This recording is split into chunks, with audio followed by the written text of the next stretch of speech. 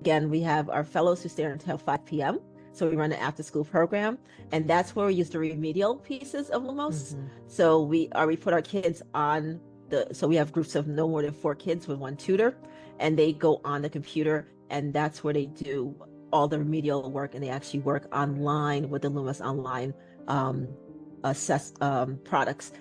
During the day, we only use the TED books. We noticed that our kids do better with books, especially this whole class. Then when it's small group, they do much better with the computer, where someone can actually sit with them and kind of help them one-on-one wherever they are. So we really enjoy the fact that the online allows us to meet our kids where they are. So if they're at 3rd grade, 4th grade, 6th grade level, they'll go as far back as 3 grade levels, and allows them and the tutor to really work on those prerequisite skills. Okay, our kids are really doing well when it comes to vocabulary, or even like they're doing well when it comes to vocabulary when it looks at literature, but they're not doing well when it comes to vocabulary when it looks at informational. So that we know then, like when we are when we're picking our Lumos lessons or our IAB lessons, we're looking at informational vocabulary, and we're looking at, okay, what can we do to best help our kids understand context clues? Because that's what the issue is. It's not connotation or annotation, which is what it would be if it was literature. So being able to drill down to that piece is really important for us.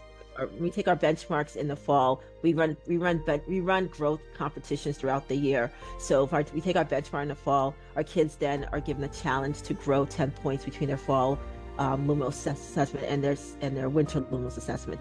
Then we do another one. We just finished up our cupcake incentive for our spring Lumos assessment. So they grew 10 points. So because they get their scores at the top, they can see that growth. They can compare, they can go into their reports and actually say, hey, I'm growing. Or we can have those data conversations with them, like, no, but this is where you need to grow, and this is where. So they're very much aware. I said, one thing that we noticed is a lot of kids in the red, they grew substantially.